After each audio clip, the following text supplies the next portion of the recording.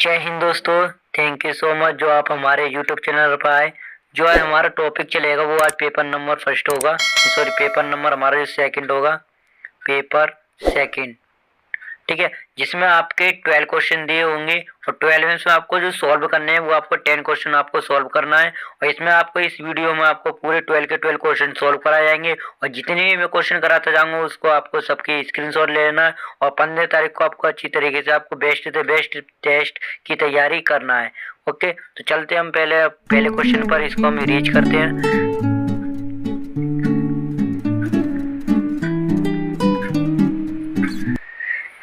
तो इसमें हमारा जो पहला क्वेश्चन है वो है कंप्यूटर का परिचय तथा इसकी फुल फॉर्म सहित लिखिए।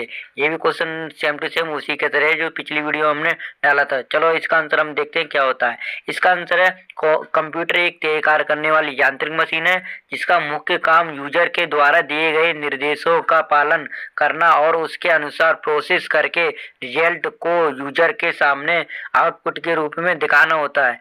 इसका आविष्कार चार्ल्स बेबेज ने किया था। कंप्यूटर को हिंदी में संगणक कहा जाता है। और आप ये जो कंप्यूटर का जो आविष्कार किया है वो मेन पॉइंट है, आप जिसको हाईलाइट भी कर देता हूँ मैं, इसको आप अपने मन में ध्यान रखना।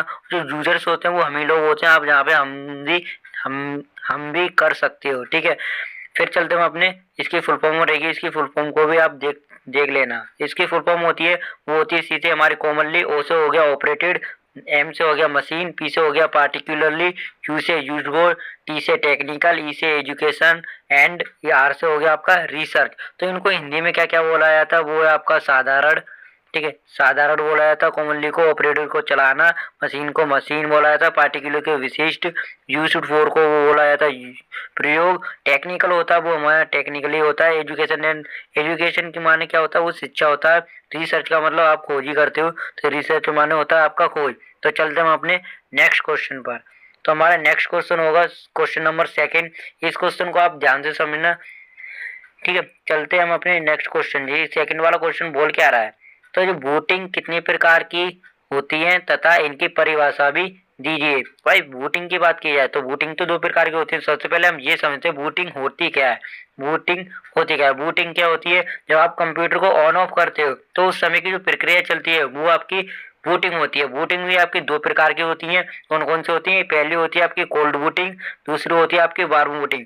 कोल्ड वोटिंग की परिभाषा क्या वो कहती है, जब हम कंप्यूटर को ऑन ऑफ करते हैं तो उस समय की प्रक्रिया को हम कोल्ड बूटिंग कहते हैं। अब कोल्ड बूटिंग क्या होती है, जैसे आप कंप्यूटर कभी भी ऑन ऑफ करोगे तो जो गोल गोल सर्कल चलता है उस समय की प्रक्रिया को हम कोल्ड बूटिंग कहते हैं। तो जो सेकंड वाली हमारी वार्म बूटिंग, वार्म बूटिंग क्या होती है, जब हम कंप्यूटर को रीस्टार्ट करते हैं, क्या करते हैं, रीस्टार्ट करते हैं, तो उस समय की प्रक्रिया को वार्म बूटिंग कहते हैं। जैसे कि आप ऑल्ट F4 करते हो तो ऑल्ट F4 करने के बाद फिर शट डाउन का बटन आता है, शट डाउन के नीचे जैसे डाउन एरो दबाते हो तो रिस्टार्ट का आएगा। जैसे आप एंटर करते हो फिर रिस्टार्ट में होता है क्या, जब आप ऑटोमेटिकली कंप्यूटर ऑफ होके ऑन होता है, जो सर्चिंग चलती है, तो उस समय की प्रक्रिया को हम क्या बोलते हैं, वार्म बूटिंग बोलते हैं। चलते हैं हम अपने नेक्स्ट क्वेश्चन पर। तो हमारा नेक्स्ट क्वेश्चन कौन सा होगा, question number third, sorry question number third ही होगा आपका। तो क्वेश्चन नंबर थर्ड क्या बोल रहा है, एमएस वर्ड में इंसर्ट हाइपरलिंक क्या काम करता है। जो हाइपरलिंक है, ठीक है, ये भी आपका मेन है। तो हाइपरलिंक क्या काम करता है इसका उत्तर देखते हैं। इससे हम किसी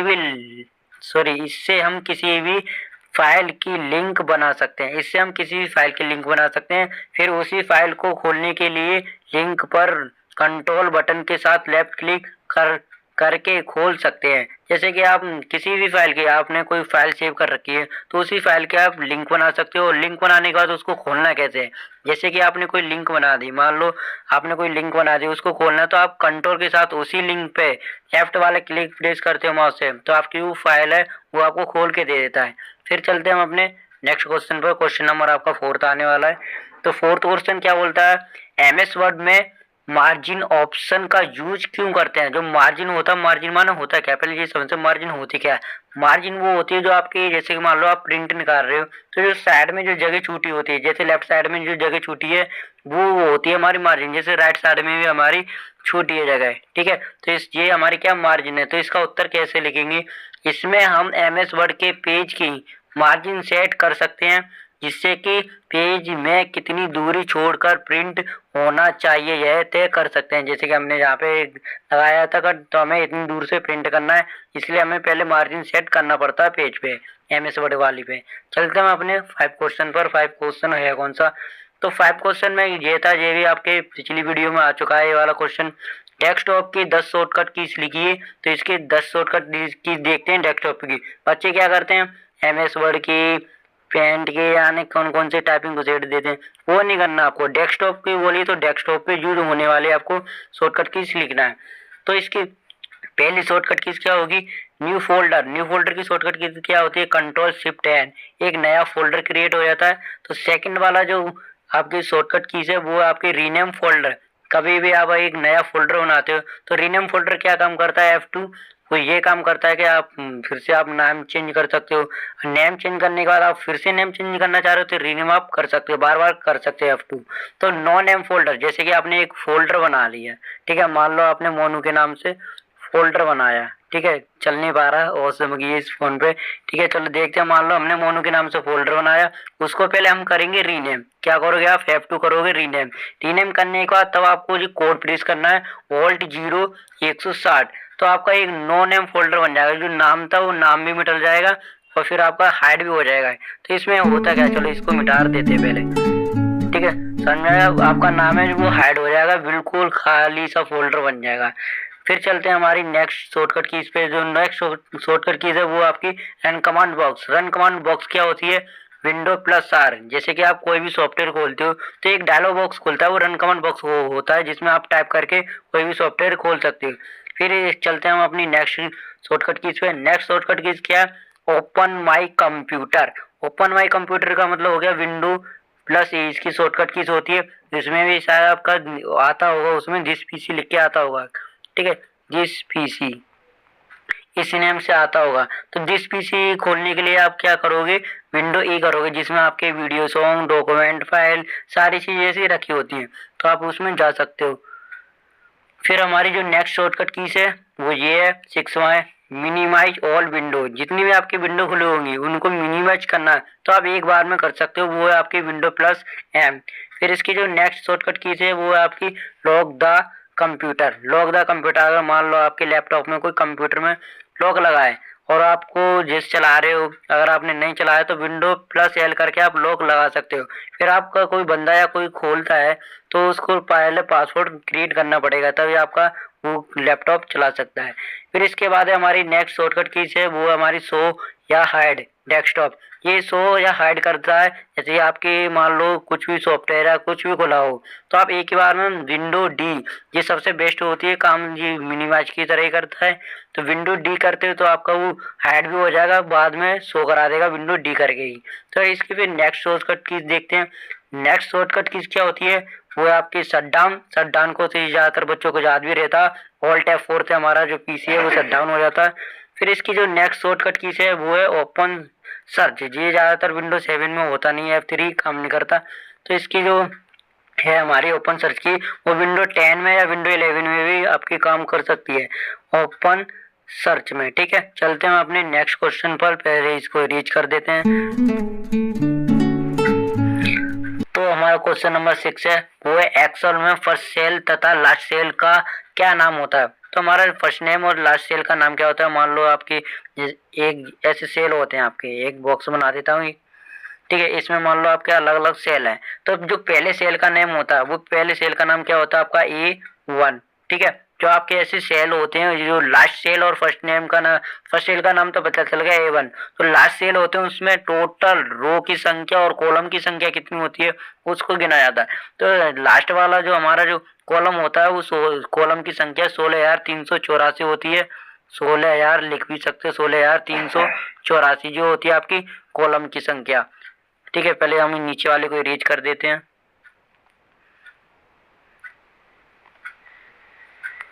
और जो रो की संख्या होती है आपकी, किसकी, जो रो की संख्या होती है वो होती है आपके 10,48,576, ठीक है। ये आपकी रो की संख्या होती है, इसमें भी दिया है। पहले इसको हम इरेज करते हैं, फिर इसके हम आंसर को ही देखते हैं पहले। तो इसके आंसर में क्या, लास्ट सेल का नाम क्या हो गया, XFD, जो 16,384 है, XFD को ही बोला जाता है।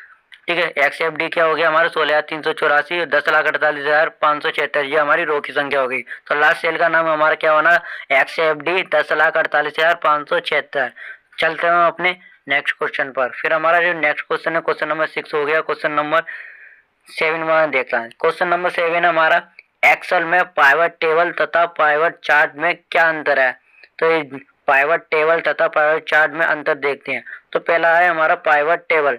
पाइवट टेबल क्या है, इससे हम किसी भी प्रकार के डाटा को हम टेबल के रूप में हम एक एक करके देख सकते हैं, और ये आपने देखा भी होगा। फिर जो हमारा जो नेक्स्ट है वो है पाइवट चार्ट। पाइवट चार्ट क्या बोलता है, इससे हम किसी भी से सिलेक्ट करके उसमें डिफरेंट टाइप के चार्ट बना सकते हैं। शायद मुझे यहाँ पे नहीं गड़बड़ लग रहा है। इससे हम किसी भी प्रकार से सिलेक्ट करके, किसी भी प्रकार से, तो किसी भी के बाद आप प्रकार भी जोड़ देना यहाँ पे साइड में, प्रकार। ठीक है, प्रकार जोड़ देना किसी भी प्रकार से। ठीक है, किसी भी के बाद जोड़ देना किसी भी प्रकार से सिलेक्ट करके उसमें डिफरेंट टाइप के चार्ट बना सकते हैं। तो ये हमारा, फिर चलते हैं हम अपने नेक्स्ट क्वेश्चन पर। नेक्स्ट क्वेश्चन हमारा कौन सा होगा, क्वेश्चन नंबर अभी कौन सा हुआ था 7, क्वेश्चन नंबर 8 पे चलते हैं। तो क्वेश्चन नंबर 8 हमारा क्या बोल रहा है, एक्सेल में जस्टिफाई ऑप्शन क्या यूज होता है। जस्टिफाई का ऑप्शन का क्या यूज होता है, ये भी मेन होता है। तो ये छोटा सा आंसर आप लिख देना, छोड़ना बिल्कुल नहीं है, एक भी क्वेश्चन छोड़ना है। और 12 में से आपको करने हैं 10 ही सोल्व है। ठीक है, मगर जो पहला वाला क्वेश्चन कराया था वो तो बिल्कुल भी छोड़ना नहीं है, उसके नंबर पक्के मिलेंगे तुम्हें। वो छोड़ दिया तो एक भी नंबर नहीं दूंगा। ठीक है, तो चलते हैं, हमारा 8वां क्वेश्चन तो पढ़ लिया, इसका आंसर देखते हैं। वो, इससे हम कई नामों को अलग अलग सेल में भर सकते हैं। मान लो आपने एक सेल में लिख दिया, मान लो 3 पूरा एक नाम लिख दिया मोनू कुमार, एक ही सेल में लिखाना है आपने। जैसे कि पेंसिल लेता हूँ, एक ही सेल में लिख दिया आपने मोनू कुमार। ठीक है, आपने एक सेल में लिखा है मोनू कुमार, तो ये क्या करेगा, आपका जो जस्टिफाई एक सेल में नहीं बन पा रहा, तो आपका अलग अलग सेल में वो जस्टिफाई कर देगा, अलग अलग भागों में भर देगा। फिर चलते हैं अपने नेक्स्ट क्वेश्चन पर। जो हमारा नेक्स्ट क्वेश्चन है वो क्वेश्चन नंबर हमारा 9 है। 9 में क्या, अब देखो सारे क्वेश्चन आएंगे वो फोटोशॉप के आएंगे। फोटोशॉप वाले बच्चे ज्यादातर ध्यान दें अपने फोटोशॉप पे। ठीक है, तो फोटोशॉप क्या बोल रहा है 9वां क्वेश्चन, फोटोशॉप में एक जैसे बैकग्राउंड कलर को इरेज करने के लिए हम किस टूल का यूज करते हैं। सिंपल वाला क्वेश्चन मिल गया ना, चलो सिंपल वाले का आंसर भी देखते हैं। वो होता है हमारा मैजिक इरेजर टूल का यूज करते हैं। मैजिक इरेजर टूल एक जैसा बैकग्राउंड को हम डिलीट कर सकते हैं। मान लो येलो कलर डाल दिया आपने बैकग्राउंड में, तो वो एक ही बार में सिलेक्ट कर लेगा आपका। ठीक है, मैजिक इरेजर टूल। चलते हैं अपने नेक्स्ट क्वेश्चन पर। क्वेश्चन नंबर हमारे पास 10 आने वाला है। तो क्वेश्चन नंबर 10 क्या बोल रहा है, फोटोशॉप में सेव एज की शॉर्टकट कीज क्या होती है। जो आपने विनवर्ड सीखा था, विनवर्ड में शॉर्टकट कीज कुछ और थी। विनवर्ड में शॉर्टकट कीज थी आपकी F12। क्या थी आपकी F12, मगर यहाँ पे आपकी जो शॉर्टकट कीज होती है, ठीक है, फोटोशॉप में वो अलग ही होती है। वो होती है आपकी सेव एज की शॉर्टकट कीज Ctrl+Shift+S। ये एक छोटा सा क्वेश्चन था, इसका भी आंसर आप याद कर लो। फिर चलते हैं अपने नेक्स्ट क्वेश्चन पर। नेक्स्ट क्वेश्चन हमारा कौन सा होगा, 10 तो हो गए हमारे। फिर नेक्स्ट क्वेश्चन है हमारा 11वां नेक देख लो, नेक ज्यादा ही बड़ा है, इसमें तो छोटा ही है। 11वां ये समझने वाला क्वेश्चन है, आप इस क्वेश्चन को जरूर समझना और ये आपके काम में भी आएगा। तो फोटोशॉप गया क्वेश्चन प्रश्न नंबर 11, फोटोशॉप में RGB मोड तथा CMYK के मोड कलर में क्या अंतर है। भाई दोनों देखे होंगे आपने, RGB और CMYK के कलर। इसमें जैसे कुछ छेड़खानी हो जाती है तो कलरफुल पिक्चर नहीं आती, इन दोनों में यही डिफरेंट होता है, इसलिए हम देखते हैं इसका आंसर। इसका उत्तर होगा वो RGB मोड की पहले परिभाषा देखते हैं। RGB मोड की परिभाषा क्या बोल रही है। तो RGB मोड क्या है, इमेज को RGB मोड में रेड, ग्रीन, ब्लू तीनों कलर मिलकर 16.7 मिलियन कलर स्क्रीन पर बनते हैं। ठीक है, जो हमारे RGB हैं, जो रेड, ग्रीन, ब्लू, वो तीनों कलर, जैसे कि RGB कलर होते कौन से हैं, जितने भी आप स्क्रीन पे आप बना रहे हो कुछ भी फोटोशॉप में फोटो एडिट कर रहे हो, तो RGB कलर में आपको बहुत अच्छी लगेगी, कलरफुल लगेगी, और वो ओनली स्क्रीन पर दिखेगी। आप लैपटॉप में, फोन में, कहीं पे भी देखो तो अच्छी लगेगी वो, बट आप उसको प्रिंट करोगे तो वो कलरफुल आपकी नहीं होगी। जो आपके जो प्रिंटर में जो कलर होते हैं वो CMYK वाले मोड वाले होते हैं।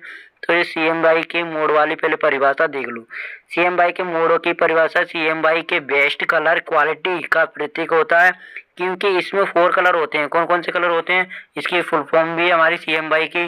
तो क्या होती है, सियान, मेजेंटा, येलो, की का यहाँ पे अर्थ होता है वो ब्लैक से है। ठीक है, इसमें चारों कलर मिलते हैं। जितने भी आप प्रिंट करोगे तो आपको CMY के मोड वाला कलर का ऑप्शन लेना पड़ेगा।